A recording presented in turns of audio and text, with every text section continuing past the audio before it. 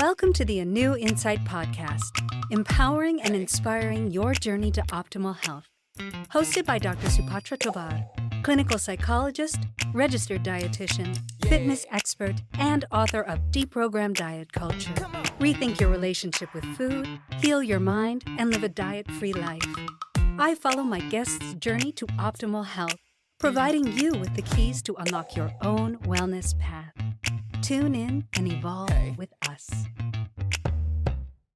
Welcome back to the ANEW Insight Podcast. We're back for the second half of this incredible interview with health psychologist and the creator of emotional brain training, Dr. Laurel Mellin. Welcome back, Dr. Laurel. Thank you. What a pleasure. She gave us invaluable insight into her inspiration to create this groundbreaking treatment, emotional brain training, or EBT. Cannot wait to learn more. We were kind of joking around in the interim of the podcast, but really am impressed with Dr. Mellin. I also cannot believe that she is 76. She looks incredible.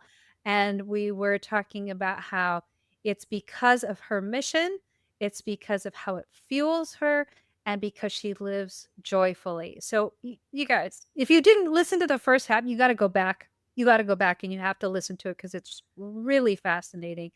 And we have a lot to learn from Laurel. So welcome back. My pleasure. Thanks so much for having me. So I had mentioned that you had at the conference, she was our keynote speaker at a recent conference at LACPA. I had mentioned that she had people videotaped going through EBT and we could witness their transformation. It was really amazing to watch EBT in action. Give us a picture, Laurel, of some of the most powerful transformations you've witnessed in people who've used EBT. And because of our shared background and interest, give me a picture more so of the people who have used it to rewire their circuits to overeat. Absolutely. Well, first of all, we got to redefine stress. So just think of your emotional brain as being this big pot. And into that pot, all the stress comes from the negative thinking, from food that causes stress, metabolic stress, from outside images, people being critical of you, or whatever stress is coming into your brain. And when that stress is more than your brain can stay in balance with, it's called homeostasis. It goes into something called allostasis, which also means careening out of control. That's where those 8 chemicals start driving you. But the hardest part in my own clinical practice, and I have a private practice. I have a private practice where I see people, and some of the people that I've seen most recently have brought me to tears. But I would say that happens very often in my work because oftentimes the food circuit, because remember, food is so sensitive to stress because it's survival based, and is that it occurred during trauma. So think of the food seed as being planted in this web of circuits of hurt. And so when you come into EBT, you start, and some people don't have a lot of trauma, and so they do the resilience skills just even before eating, and they can see a big difference. But we want them to rewire. But the people that come in with deep hurts, and this woman came in, and she had been raised in a family where her father criticized her body from the age of 6. She wasn't even overweight at the age of 6.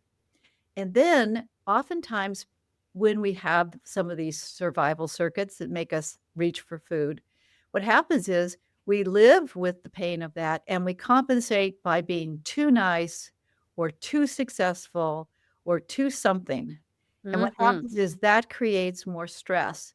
But sometimes people just kind of move along until they're maybe in their 30s or 40s and they just can't take it anymore. They're sick of dieting. They're sick of going on all these drugs and then going off the drugs, and they've had it. And this one woman had so much trauma in her brain that it took her 6 months of doing the cycle tool that's part of EBT to drill down enough into the bottom of her brain where all of a sudden the words that had been suppressed there for 40 years, actually, because the circuits are memories and they are alive inside of you. They may not be activated, but they're going to be alive, bubbled up. And the words were, I get my, and always with the survival circuit, it's some kind of survival need like existence, love, protection, security, safety. So you find out what that word is, and then you find what your drive is for. And oftentimes it's not for food. It can be for food, but it might be sugary snacks. One woman just said to me recently, I like to have little bowls of crunchy things with a glass of wine and then some sugar after that. She knew exactly what she was going for. But it doesn't matter what you're going for, but that you have the words to describe it so you can rewire it. So she got her survival, her existence, pardon me, from this particular woman and her mothering from feeling very full. So it was a body feel she was eating, and she could see that she was overeating, but it was actually the body feel of being full. Other people, it's how the food taste is in my mouth. Mm. Other people, it's the high of it afterwards, that sugar high. Again, it doesn't matter what it is. Listen to your unconscious mind with the cycle tool and find that. When she found that, she just said, I'm free for the first time. And I'm so glad I was persistent and really found what was going on inside my own brain and body so I could understand myself, but also get freedom from it. And she began to cry. She was so happy. I have people come to me, this other woman named Mary, she's actually on our website, where she said, I have for 72 years struggled with eating and weight. Every morning, I'm both anxious and I'm both thinking about food, and it rules my life. And she says, she came to me, she says, that circuit is gone. I had no idea you could actually fry the circuit. And she says, I get down on my hands and knees every day, and thank goodness for these tools. So essentially, it's a transformative experience for two reasons. So it starts off because you have a circuit, this stupid circuit that happened to get decoded through no fault of our own, that's really vile and biochemically drives you to do whatever you do. That's suffering. So when you rewire a circuit, you do two things. You stop the suffering caused by that circuit. But this is the other wonderful thing. You don't just say, oh, whatever. Yeah, I'm not going to do this. No, it has to be transformed in a circuit that gives you power and joy and is authentic to your own deepest needs. So you actually come up with the words. I get my existence from connecting the love inside of me and accepting myself no matter what, or whatever that is. And when you do that, you not only stop the suffering, but you activate a sense of empowerment and joy that's biochemical and that also just soothes your soul and nurtures your spirit. Oh my goodness. Well, this is so powerful. Tell me, what was your circuit exactly, and what did you rewire it to?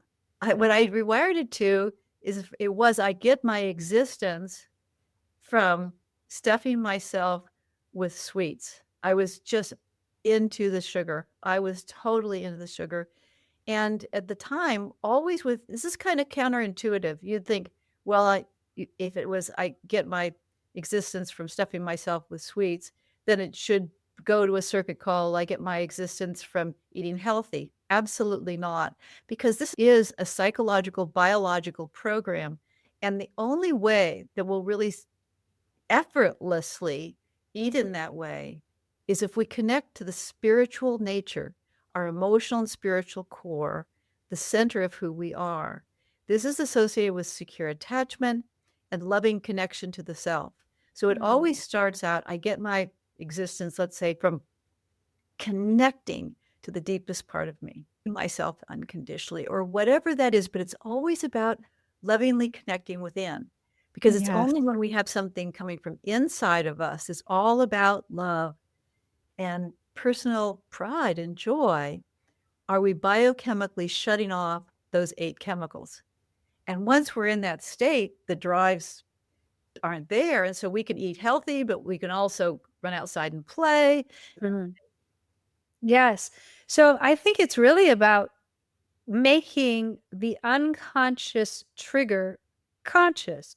And when we're talking about triggers, we really look into trauma, we look into attachment. And I think a lot of people think that it has to be something maybe with the primary caregivers, something that happened in that. Like I had somebody on my podcast recently who didn't understand why he was overeating chocolate until he talked to his mother. And his mother said that, "Oh my gosh, I'm so sorry. When you were a little baby and you were crawling around, I was not able to give you any kind of emotional support because I was so depleted. And I had at the bottom of the refrigerator a bottle of chocolate syrup. And whenever you wanted me, I would say, go get your chocolate syrup from the refrigerator." And he would eat the chocolate syrup until he went into a sugar coma and he felt better. Never knew about this at all. Deep, buried, unconscious. Mother made this conscious. A lot of people think that it's just from our primary caregivers, but it could just be from something as simple as a bullying incident, comments made by a loving parent that is unintentionally destructive, demeaning, depressing to that person. So it's really about uncovering this unconscious thing. Why?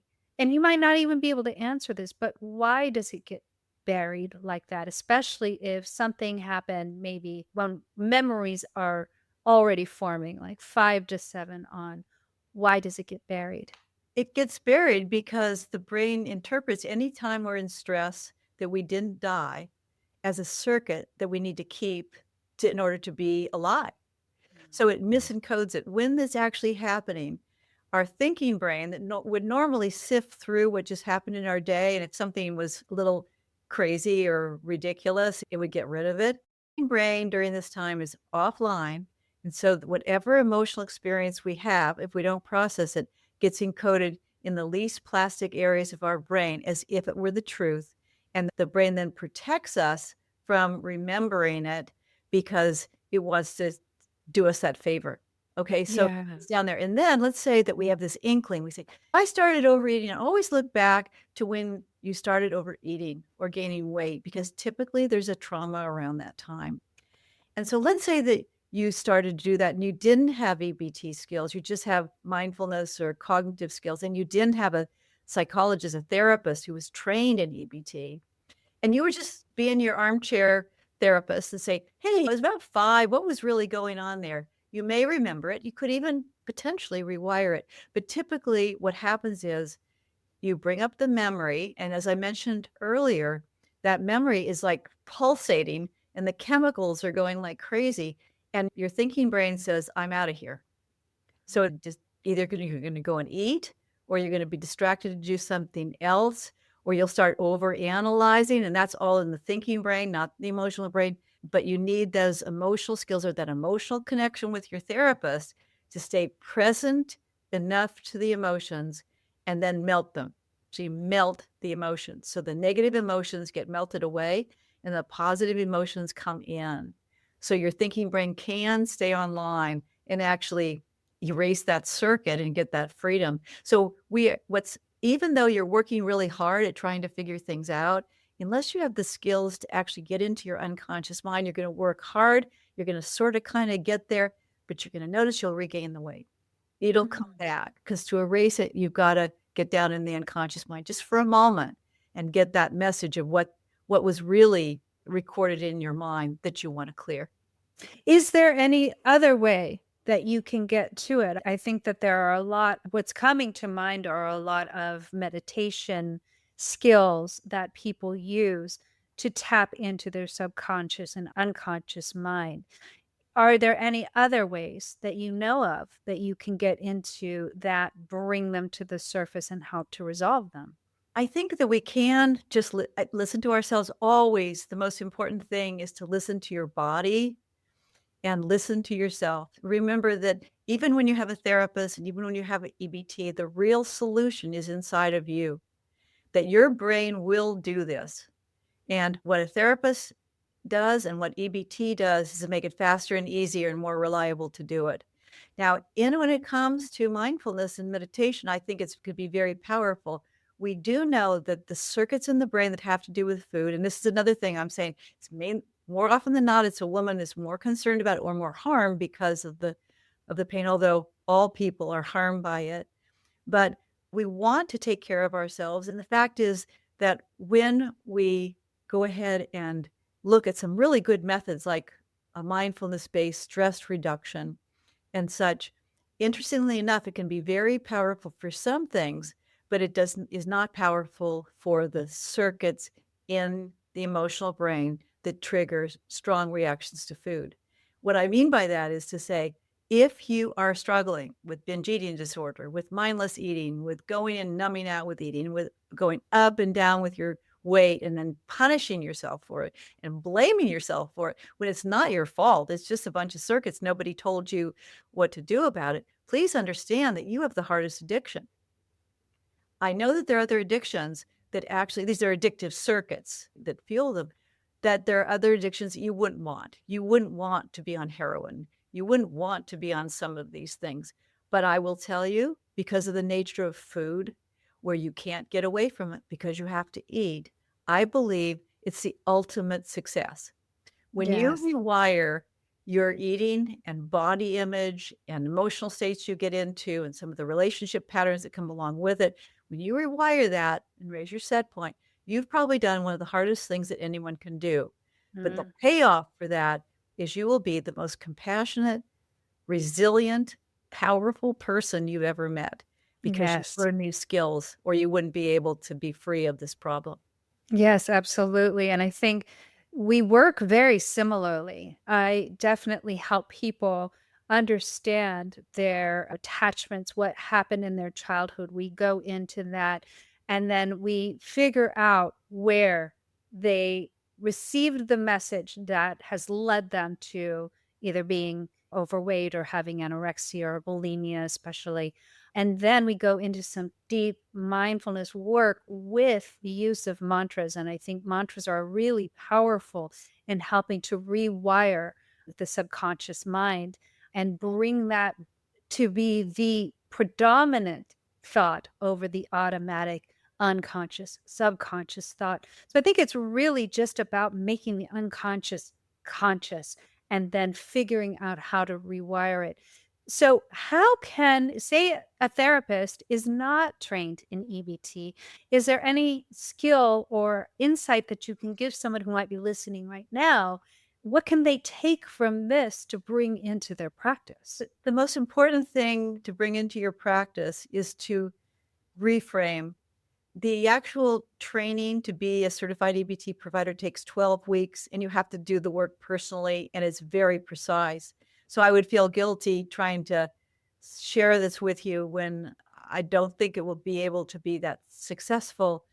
What I do know is you can apply immediately. And what that is that you begin to reframe eating and weight problems as circuits. That Mm, changes everything. Because when it's a circuit, and then you organize the circuits, so you have circuits at brain state 1, 2, 3, 4, and 5. And down here, when it's 4 and 5, that's the ones you're going to come and work with me through. And also, they can get an image of themselves because everyone has some 5 circuits in their brain. It might be for mhm. eating, it might be for perfectionism, it might be for anxiety, or it might be for a lot of things. And so it means that we're all in this together. We all have these circuits. So I would say a couple things. Number 1, reframe it as, yes, there are psychological consequences of these circuits, but fundamentally, if you want to change the circuit, you go directly to that wire and use positive emotional neuroplasticity, EBT, or another method. Secondly, tell them there are 2 kinds of circuits in their brain. And this is the simplicity, and I wanted to give a third one too. The second is that simplicity of this emotional brain, because I've been studying it for 45 years, and every day I get goose pimples because something new that astonishes me, I'm going to see by either teaching people in my private practice or doing a talk on EBT or doing some research. There are only 2 kinds of circuits. There are homeostatic circuits that spiral you up and help you stay connected to yourself, aware of your feelings, and it's only when you're aware of your feelings and the sensations in your body that you know whether you're hungry or not anyway. Or allostatic or stress overload spiral down circuits. What's important biologically, neurophysiologically, is the spiral up homeostatic circuits that shut off those 8 chemicals are really helpful. They're really helpful, and they have shut-off valves. If you have, let's say that you had air conditioning and heating in your house, so you had a thermostat, and it would just stay. Well, this is what homeostasis. It doesn't let you go out of that direction with your behaviors or your physiology. You just stay in that bandwidth. Once you cross that line, and you know that feeling where all of a sudden you're disconnected, and you say, "Oh my gosh, what is going on anyway? I want what I want when I want it. I'm gonna get whatever I want. I don't care about tomorrow or how it affects me. I've got to have it." That's an allostatic spiral down circuit. It Mm. has no shut-off valve. So, it means when you put that food in your mouth, that little bit, and all of a sudden the whole container of ice cream is gone, it is not your fault. It's biological. It's the kind of circuit that is ruling you in that moment. So, no blame, no shame. Just rewire it. I love this because I think right now we're getting a lot of mixed messaging coming from diet culture. And I think what you're seeing is a lot of shame and a lot of blame for people going on weight loss medications, where, I mean, we've seen historically the shaming that comes for people who are experiencing overweight or obesity just in general. And this, I think, helps people relieve themselves of that shame. And I think that is so important that we do. We get messaging either from our primary caregivers or somebody very important, or just an incident that happened, like the bullying you experienced, that create an imprint in our minds, and that creates that circuit. And then that circuit just keeps getting reinforced over time. And it is about breaking that circuit and melting it down and learning how to bring yourself emotionally up into homeostasis, which I think is absolutely beautiful. So I really recommend people look into EBT, especially clinicians, if you are interested in this. And I'm definitely going to be looking into this, how you can apply this in your practice and how this helps to heal people. That is the most important thing of all. If you could give our non-clinician listeners a takeaway that they can maybe start to think about or start to even practice on their own, what would that be? I could give you a preventive skill. It does not rewire the circuits, but it warms up your brain. And what that is called the flow tool. And all you do is, this is for brain state 3. The circuits are typically in 4 and 5, but it warms you up so you can get used to the body feel of taking kind of a stuck emotion, not really as strong as some of these down here, but a stuck emotion, dissembling it. And the beauty of this is that if you dissemble that circuit by expressing negative emotions and clearing the stress, it turns into joy and positive emotions. And what that means to me, the meaning of this is that you are not having a stress response. You're actually having a joy response. It's just, if you can connect with yourself, with another person, and process these toxic emotions under the stress, is joy. And to me, that means that the world's a pretty nice place, that our Yeah. DNA want us to be in joy. So these are the feelings. This is super simple, super quick. It is, you say, "I feel angry that," and then you complete the sentence. You say, "I feel angry that with my thinking brain." You must release control, turn your attention to your body where you experienced your emotional brain, and you say, "I feel angry that," and then you wait and you complete the sentence. It does not have to make sense, because you're just trying to get your brain, the thinking brain, to say, "I feel angry that, I feel sad that, I feel afraid that." By that time, you're almost done with the stress response. And the fourth negative emotion is actually a positive one. It's guilt, which is not shame. What it is, "Hey, everybody, I do have some power here. Why don't I just do the sensible thing?" And it's not a should, it's what I believe. And it might be accept myself unconditionally. But I believe that our DNA is set up so that after the fear that we faced it and let it fade, before we can really open the floodgates and feel the full body of our positive emotion, the brain protectively wants us to think about what we could have done differently. Oh, All right. yes. And then after that, it's, "I feel grateful that, happy that, secure that." and proud that, and you will be, if you are brain state 3, you'll be at brain state 1, and you'll begin to get the feeling of this. I have one more thing I'd like to share with you. Yes. And that is, you know how we're all scientists. If you're a psychologist, you do a lot of studying, right? In the same thing. So you're a psychologist, and you have to get to the smallest part of this. What is the mechanism? What is the biochemical aspect? What is the cellular level? What's at the behavioral level? So you get into all this minutia, and it's so damaging. You got to do it, but you get so damaged. And coming back from it, one of the things I was thinking about the other day was it's really about the cycle tool. And what the cycle tool does, because it's natural, it's for controlling the circuits in the emotional brain, that really all we need to do is go through our day and connect with ourselves and then connect with each other and move forward in joy. And when we're not in joy, use the cycle tool, and it gets us from here to brain state 1. And in brain state 1, we have loving connection to ourselves, loving connection to others, and loving connection to the spiritual. All 3 of them by using this one tool. And that's why I want every child, adolescent, adult, and even an old person like me. Oh, please. Need skills. No, you're a goddess. Stop that. You are amazing. I love this as a takeaway, and I really invite people to go and do a deeper dive into Dr. Mellin's work. It is really powerful. It mirrors, a lot of people who work in understanding the sub and unconscious, like Dr. Joe Dispenza.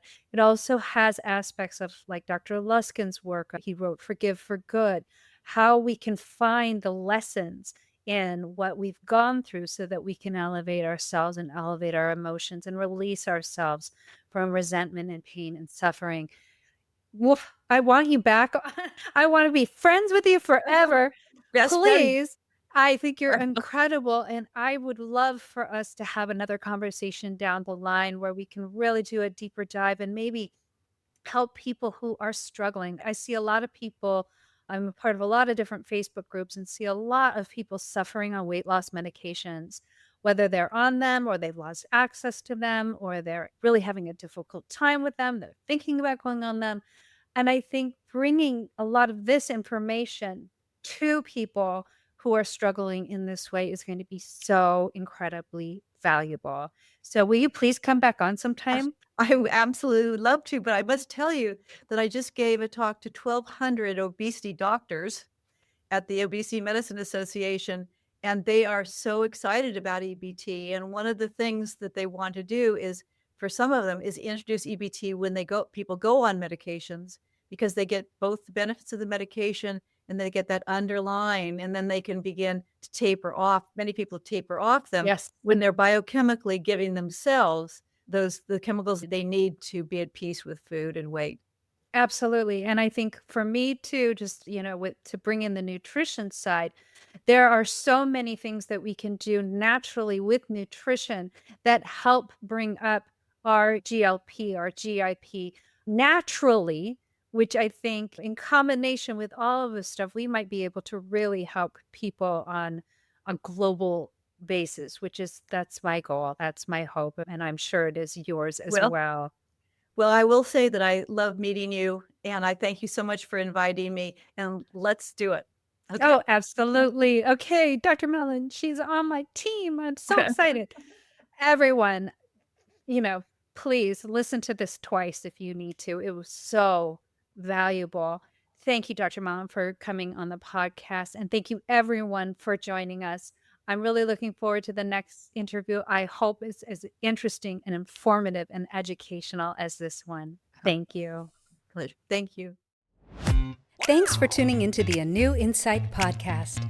Please remember, the content shared on this podcast is for entertainment purposes only and does not constitute medical advice.